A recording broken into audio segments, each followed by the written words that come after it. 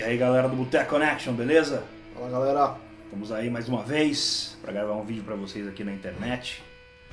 E eu e meu caro Laerte Fernandes traremos um assunto aí que está reverberando bastante aí nas redes sociais, aí na sociedade como um todo, que é a tal da intervenção federal no Rio de Janeiro. A gente vai dar umas pinceladas aí sobre esse assunto, vamos indicar alguns links aí para vocês se aprofundarem no tema, alguns podcasts aí, umas entrevistas, e acho que vai render um pouco o papo hoje aí, né? Ah, com certeza. É um assunto bem espinhoso, bem complexo, tem muita coisa para ser falada, a gente vai dar uma pincelada em alguns pontos apenas. Não vamos esgotar o assunto, mas os links que a gente vai deixar para vocês vão poder se aprofundar um pouco mais. Mas vamos para a cerveja primeiro, né? Começar bem, né? Bom, hoje a gente vai beber uma cerveja, não é nacional, é uma cerveja inglesa, mas é artesanal.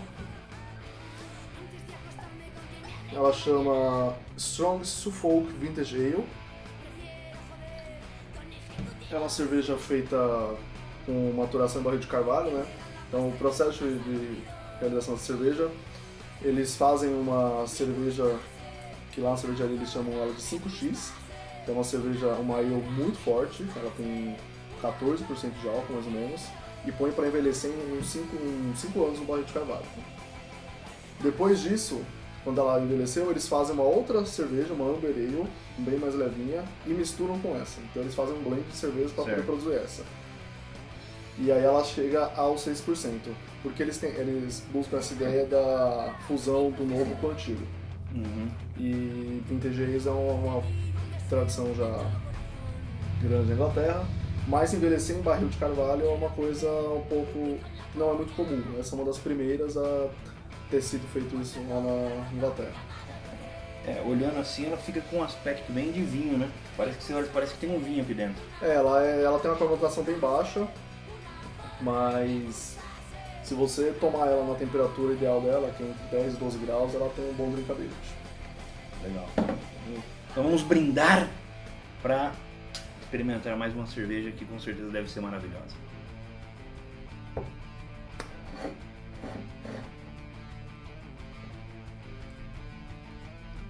Olha. Diferente, né? Diferente. Bem complexa. Eu tava esperando algo parecido com uma Dunkel, assim, sabe?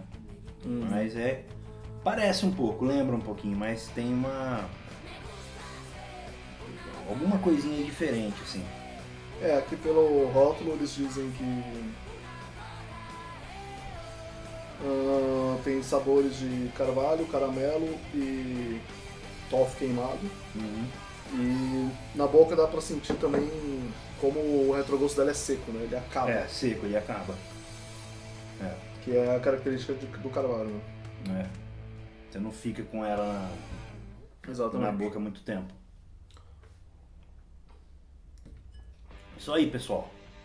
Vamos lá então? Apresentada a cerveja, vamos iniciar aí o bate-papo sobre a intervenção federal, que uns estão chamando de intervenção militar erroneamente, hein? Acho que a primeira coisa que a gente pode falar é exatamente sobre isso, né? Sim. Esse dispositivo que foi implantado, que foi ativado aí pela presidência, ele está na Constituição. Então existe lá o dispositivo que em casos de extrema necessidade o presidente pode nomear um interventor para atuar em qualquer área que ele julgue necessário. No caso, ele julgou necessário a segurança pública do Rio de Janeiro, depois a gente vai comentar o que a gente acha sobre isso. Sim. Mas a nomeação de um militar para isso também ela é circunstancial, posso dizer, porque ele poderia ter nomeado um acadêmico, por exemplo, porque o dispositivo diz que ele deve nomear alguém que entenda do assunto, que possa resolver o problema, mas não necessariamente quem seria essa pessoa. Ele optou pelo exército, talvez porque o exército tem uma força, tem o monopólio da violência, né, como a gente pode dizer. E a partir disso, o interventor ele poderia apenas ser o general, ele chegaria lá, faria a intervenção, controlaria a polícia, beleza? Sim. Mas eles optaram por levar o exército para fazer esse corpo de armas que eles, segundo eles, a polícia do Rio de Janeiro já não tem mais condições porque ela também está com pouco pessoal.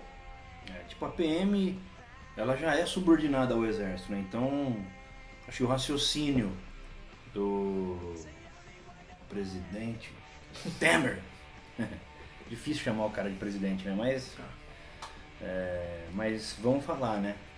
Acho que a ideia do presidente Temer era colocar o exército porque ele já é, na hierarquia da questão da violência, e a instituição mais forte, né, mais poderosa. E a PM já é subordinada ao exército, né? Então você coloca lá o Braga Neto, que é o general, como interventor, justamente para que já exista uma hierarquia que a PM já vai respeitar meio que naturalmente. Poderia rolar algum tipo de vamos dizer assim, de desencontro de ideias ou de opiniões se você colocasse um cara civil, que é um especialista, por exemplo, que não está muito, será, ligado no dia a dia da PM, vamos colocar. Sim. E o que acontece é que o poder de controle, tomar decisão sobre a segurança pública, ele sai das mãos do governador do estado e vai para as mãos do interventor. E esse dispositivo também ele determina que você tem que ter um tempo de aplicação dessa intervenção, mas não fala qual é esse tempo. Então, no caso, eles optaram por até o final do mandato do presidente. Mas, por outro, existem outras questões em relação a isso também, que é, por exemplo, a questão de verba, né? Sim. Já há pessoas que dizem que eles não vão ter verba suficiente para fazer durar até o final do mandato. Quanto a escolha dessa intervenção no Rio de Janeiro, que é uma coisa a ser criticada, sim, porque ela é puramente política, né? Quando você vai olhar os dados da violência no Rio de Janeiro, em comparação com os outros estados do país, o Rio de Janeiro não é nem de perto o pior estado do país em questão de violência. A quantidade de mortes por 100 mil pessoas no Rio de Janeiro, ela é inferior ao Ceará, por exemplo. Inferior ao Ceará, Sergipe e outros estados, ela bate um pouco mais da metade que esses estados.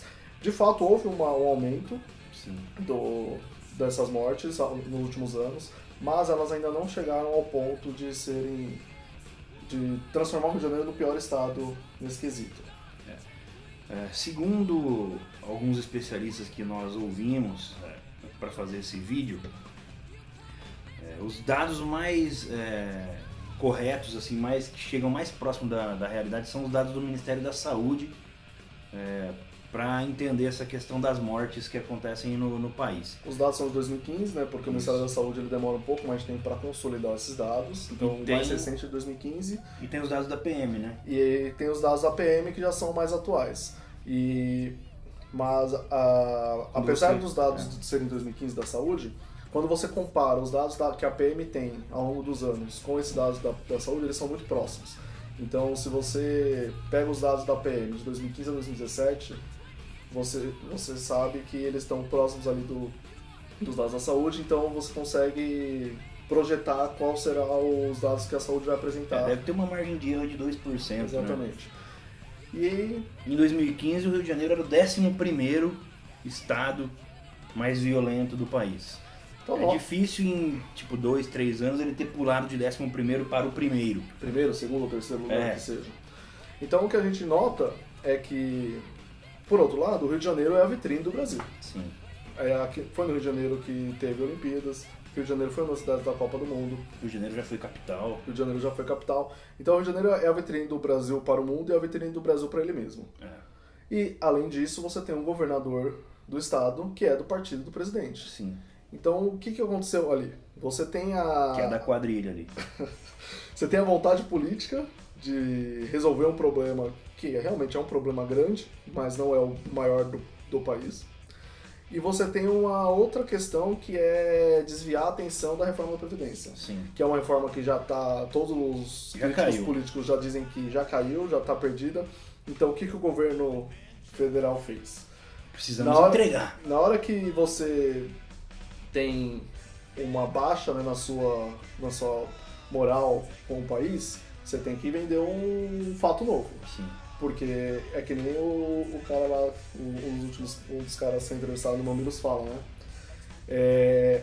Qualquer político que tem condições mínimas de sair novamente para um cargo político, ele vai tentar isso. Então o Temer, por mais que a aprovação dele seja muito pequena, ele está pensando nisso. 3%. Então o que eles fazem? O que eles fizeram? Vamos lançar um novo factoide, um novo fato, para angariar a opinião pública. E o que é mais fácil de angariar a opinião pública do que segurança pública? Porque na verdade é a vontade de você mostrar que você está ali por algum motivo. Porque se você tem aprovação de só 3% das pessoas, você tem que encontrar uma maneira de mostrar que você não passou ali à toa por um acaso, entendeu? Ele quer, deixar algum legado, vamos dizer assim. E o legado que ele quer deixar é esse, do recrudescimento da questão da violência. Entendeu? O fato de colocar o exército lá nas favelas não vai resolver o problema da violência, nem de longe, a gente sabe disso. Você pode ter acesso, vocês podem pesquisar e vão ter acesso aos depoimentos dos moradores desses locais. Uhum. E inclusive no Mamilos tem, né, alguns depoimentos, a gente vai deixar o link na descrição para vocês acessarem o podcast do Mamilos. E onde as pessoas elas falam que para elas já é normal, o que está acontecendo hoje já acontece. A sensação de insegurança delas, morando na favela, no bairro que elas moram, já existe com ou sem o exército, só aumentou agora com o exército. Exatamente. Piorou, segundo as pessoas, porque agora você não tem só a PM causando junto com os bandidos, agora você tem os bandidos e o exército. E aí tá um clima ainda mais tenso, porque o exército ele não age como civil, ele age numa lógica de guerra, de guerrilha. Uma lógica militar, ou seja, eles estão indo lá para matar. Tanto é que eles queriam salvo-conduto. Já tiveram algumas declarações do general Braga Neto, do general Heleno, dizendo que o exército precisa ter carta branca para atuar. A declaração dele foi que o exército não pode entrar em ação com o risco de sofrer uma nova comissão da verdade. Proteção do judiciário, eles precisam se ter. Se referindo à comissão que investiga a ditadura. Que investigou os crimes da ditadura. Olha a comparação que o cara faz. É uma comparação esdrúxula. Primeiro que o golpe de 64 foi golpe, acabou, não interessa, foi golpe militar. Eles tomaram o país de assalto, isso aqui virou uma ditadura, a gente sabe como é que é. Quem acha que não houve ditadura precisa estudar um pouco mais. E quem acha que é ditadura está no caminho certo da história, né? Tá do lado certo da história. Mas é isso, a intervenção no Rio de Janeiro é uma intervenção federal. Poderia ser qualquer interventor. Não é porque é o exército que eles estão fora do Estado Democrático de Direito. Eles têm, isso o André, que é o advogado especialista, que fala também no Mamilos, ele fala justamente isso, que o exército está subordinado a todas as leis e tudo que rege o Estado Democrático de Direito no que tange a direitos e deveres. E o próprio militar que é entrevistado também no Mamilos, ele fala isso, né? Ele fala que eles estão agindo dentro da democracia, eles não querem de forma alguma sair disso. A premissa do exército é agir dentro da democracia para manter a democracia. Garantir a democracia. O que a gente sabe é que colocar o exército lá não vai resolver o problema, porque o problema é sistêmico. É um problema muito maior. Sim. Na entrevista que a gente também viu no programa Voz Ativa, a especialista ela fala isso, né? Ela cita inclusive, por exemplo, as UPPs. Ela fala lá que as UPPs elas eram outro projeto e tal, mas que uma das funções era você ter uma ocupação extensiva da polícia naquela região, para você trazer a população de novo ao lado da polícia, né, para você criar uma convivência e fazer com que os crimes ali na região acabassem. Inclusive ela fala que a primeira UPP foi um sucesso, Sim. né? Mas o que acontece? Além de vários outros erros, a polícia é colocada ali, a partir do momento que ela é colocada num ponto estático, ela perde mobilidade. O crime deixa de agir naquele ponto estático e vai agir em outro ponto. Sim. E aí você não consegue resolver o problema, que é o que vai acontecer com o exército. O exército vai chegar, vai ocupar o espaço, vai impedir que o crime aconteça nesses 6 meses aí que Sim. tem de ano. Quando o exército sair, o crime vai voltar. Por quê? Não se resolveu o problema. E outra, e as facções elas trocam bandidos pés de chinelo assim muito fácil. Isso aí é o que tem de candidato pra virar pequeno traficante, aviãozinho, essas coisas na favela isso aí tem de monte, isso aí a gente sabe, pô. Tipo assim, então, pra você trocar um cara que foi baleado aqui ou um cara que foi preso aqui, é assim, ó, o que o traficante troca, entendeu? Pra eles não faz a menor diferença. Essa molecada que tá na linha de frente do tráfico, que tá morrendo na linha de frente, essa molecada é trocada facilmente. Isso aí é como se fosse número nas empresas, quando os caras querem mandar a galera embora, passa o facão e já era. E pra eles é a mesma coisa. Que é essa galera que está sendo presa. Que é essa galera, a galera pé de chinelo. Que é historicamente a galera que é presa no Brasil. Por quê? Porque a nossa polícia, e aí a especialista lá do Voz Ativa vai falar sobre isso. A formação que a nossa polícia tem, ela é de uma polícia militar que combate e uma polícia civil que investiga. Sim. Só que como é que você vai prender o grande traficante sem investigação? Você precisa ter investigação. Isso é inteligência. Se você não tem a junção entre as duas polícias, se você não tem essa comunicação, se você não tem inteligência investigativa dentro da polícia militar, a polícia militar nunca vai prender o grande traficante. Ela vai continuar prendendo o pé de chinelo que está ali na boca vendendo coisa. E quem que é o pé de chinelo? É o homem negro da favela, pobre, que é o que vai preso, que vai ficar lá em média 5 anos na cadeia, e que talvez não tivesse nem sequer ligação com uma facção. Estava ali vendendo uma droguinha para levantar uma grana. Ao entrar na cadeia, ele é obrigado a entrar em uma facção para poder se proteger a própria vida. Senão vai morrer, vai ser estuprado. E quando ele sai, ele tem que continuar com essa facção porque ele tem uma dívida a ser paga. Sim. Então, na verdade, as nossas cadeias elas estão formando. Na verdade, o PCC está crescendo muito no Brasil justamente por causa desse esquema. Porque eles recrutam novos agentes para eles dentro dos presídios. Sim. Tanto é que o PCC comanda todos os presídios. Segundo o próprio general entrevistado, ele falou que o PCC já é uma das maiores organizações criminosas do mundo. Nós estamos virando um país, um narco-país, segundo o general. Ele fala isso. Nós estamos virando um narco-país. Nós somos o segundo maior consumidor de cocaína do mundo. E somos o maior consumidor de crack do mundo. Então, tipo assim, nós estamos virando um país de narcóticos, né, cara? E é o que a gente já falou, né? A guerra às drogas, da forma que ela está sendo executada, ela não funciona. Se ela funcionasse, os Estados Unidos já tinham ganhado a batalha, exatamente, que é o país mais poderoso do mundo. E eles estão perdendo feio essa batalha lá. A guerra às drogas, ela não dá pra ser feita dessa forma. Se você assistiu o nosso vídeo sobre... Qual foi o que a gente fez? Documentário? O Invasor Americano. No Invasor Americano, nós comentamos um pouco eles vão, um dos países visitados é para falar sobre a questão das drogas. Eles vão para Portugal, por exemplo. E você vê que a forma de resolver o problema das drogas não é combatendo o pequeno traficante, não é prendendo o usuário. Sim. A especialista que fala no positivo fala a mesma coisa. As drogas, elas não são combatidas com violência. Sim. Não existe a possibilidade da repressão acabar com a vontade do uso da droga. Sim. O que acaba com a vontade do uso da droga, com o abuso da droga, é saúde pública e sistema de apoio ao usuário. Só que para isso você tem que ter as drogas liberadas, para você poder incluir isso dentro da política de saúde pública. E aí uma coisa que eu acho que a gente podia voltar para encerrar é a questão dos direitos humanos dessas pessoas que estão nessa situação que estão ali no fogo cruzado. Que moram nessas comunidades. Porque é um absurdo o exército invadir todas as casas, indiscriminadamente, tratando todo mundo como se fosse suspeito.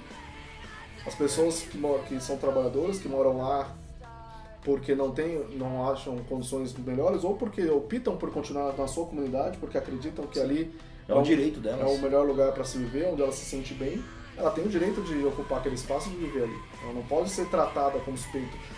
Ou mesmo o negócio de você fichar todo mundo que entra e sai da comunidade. Sim. É um absurdo isso, gente. Não existe. Isso é... A gente vive numa democracia. Você não tem que ficar prestando conta de onde você vai e onde você não vai se eles querem pegar os bandidos, e que é o que eu acho que todo mundo quer, Sim. nós também queremos um país com menos violência. Todo mundo quer isso. Só que você não faz isso passando por cima dos direitos das pessoas mais pobres e mais humildes, entendeu? Você tem que fazer isso com inteligência, você tem que investir em inteligência, que é o que a especialista a professora da Federal Fluminense, ela fala no Voz Ativa. Que ela fala, virtualmente nós tivemos 0% de investimento em inteligência na polícia do Rio de Janeiro nos últimos, 15, 20 anos. Isso aí, 20 anos. Entendeu? Então, tipo assim, se você não investe em inteligência, se você não gasta dinheiro colocando pessoas capacitadas para investigar e entender o funcionamento do narcotráfico e chegar no grande traficante, que é o real problema, que é o cara que tem todas as conexões, que faz a lavagem de dinheiro. Porque o maior problema é a lavagem de dinheiro. Porque sem dinheiro eles não conseguem comprar fuzil, eles não conseguem comprar granada, não conseguem comprar antiaéreo para derrubar helicóptero da polícia, entendeu? E ao lado disso, uma reestruturação do sistema policial que cria a possibilidade da polícia militar ela poder investigar e a partir disso prender. Porque a polícia militar ela só pode prender em flagrante.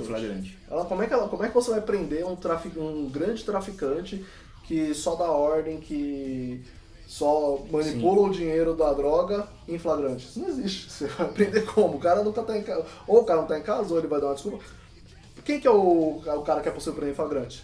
O cara da boca que vende a droga, que tá com a droga ali na mão dele. Por isso que a gente tem esse ciclo repetindo. Você prendendo os pequenos sendo trocados por outros, e os grandes traficantes continuam lá. Aquela série americana, ótima série, inclusive acho que talvez uma das melhores séries que eu já tenho assistido, que é Breaking Bad, mostra bem isso. Quem que pega lá o Gus? Ninguém pega. Né? Quem pega o Gus é o Heisenberg. Entendeu? Mas tipo assim, o Gus ele é um cara que tá incrustado no sistema. Ele tá totalmente protegido por uma cadeia de inteligência que ele tem. Pra falar mais historicamente ainda, quando os Estados Unidos conseguiram prender o Al Capone, foi por quê? Por imposto. Os caras pegaram ele porque ele não pagava imposto. Não porque ele mandava matar ou porque ele vendia bebida alcoólica. Ou fazia tráfico.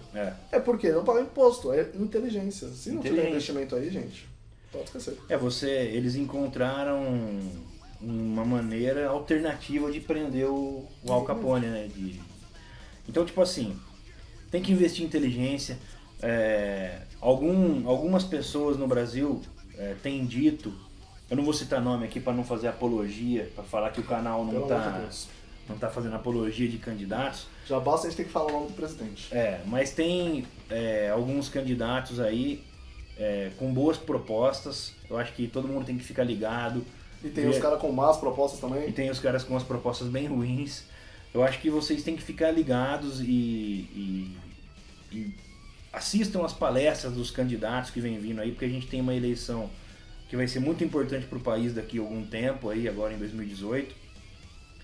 E alguns deles estão dizendo que o Brasil precisa de uma guarda nacional, como existe nos Estados Unidos, com pessoas extremamente treinadas na questão da inteligência.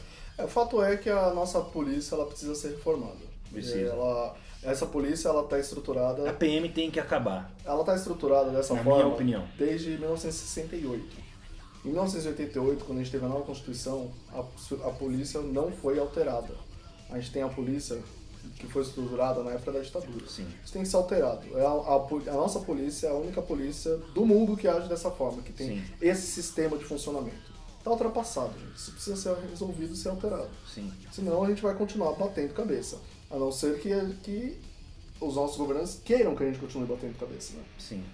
Então acho que as eleições elas não são a solução final do problema, Com mas certeza. elas são parte da solução. Então a gente tem que ter responsabilidade na hora de votar sim. Precisamos colocar deputados, né, congressistas lá mais alinhados possível com um projeto de, sei lá, de desenvolvimento nacional e não um cara que queira só, que está pensando só na comunidade dele, ou na cidade dele, ou no estado dele. Todos têm que estar alinhados, a gente tem que procurar candidatos que estejam alinhados num projeto de desenvolvimento. Sim. Eu acho que é isso, eu acho que um presidente ele precisa ter... Ele não faz nada sozinho, né? Ele não faz nada sozinho, de uma então nós precisamos base colocar que- lá deputados que auxiliem o próximo presidente a fazer as mudanças estruturais que o Brasil precisa, entendeu? E acho que é isso aí, o né? recado que a gente tinha era esse. Eu acho que todo mundo tem que entender o que está acontecendo no Rio de Janeiro, Olhar mais a fundo, não um olhar olhar só a mais superfície, atento.